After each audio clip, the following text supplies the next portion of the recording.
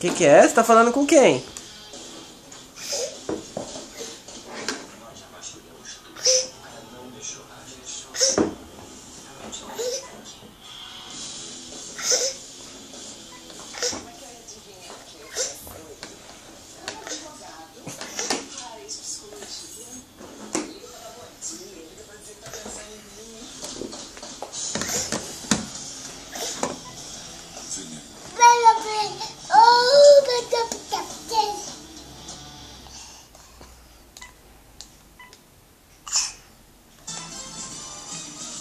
Quem é esse aqui?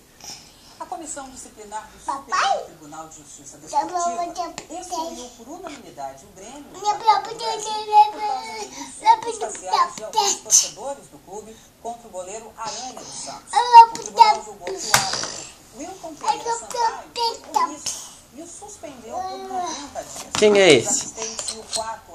Quem é esse aqui? Quem é esse? O Grêmio tem 3 dias para apresentar recurso. A decisão final deve acontecer na semana que vem. A seleção brasileira masculina de vôlei venceu hoje a segunda partida no Campeonato Mundial disputado na Polônia. 3-0 sobre a Tunísia. O Brasil lidera o grupo B e encontra vantagem sobre a Finlândia, próxima adversária da seleção. O Brasil também na Copa do Mundo. Hein? Quem que é esse aqui? Você falou? A vitória foi contra a seleção da Sérvia por 81-73. Com isso, o Brasil se classificou para as oitavas de final da competição. No futebol, Alemanha e Argentina... Você tá falando com quem? Com a vovó?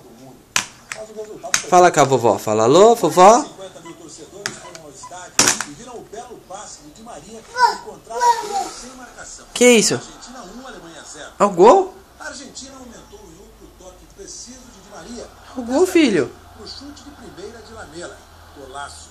No segundo tempo, Di Maria continuou o seu chute. Cobrou a falta na cabeça de Federico Fernandes. E fez o dele com categoria. A Alemanha esboçou uma reação com Schürrle e Mário Götze. Mas ficou nisso. Argentina 4, Alemanha 2.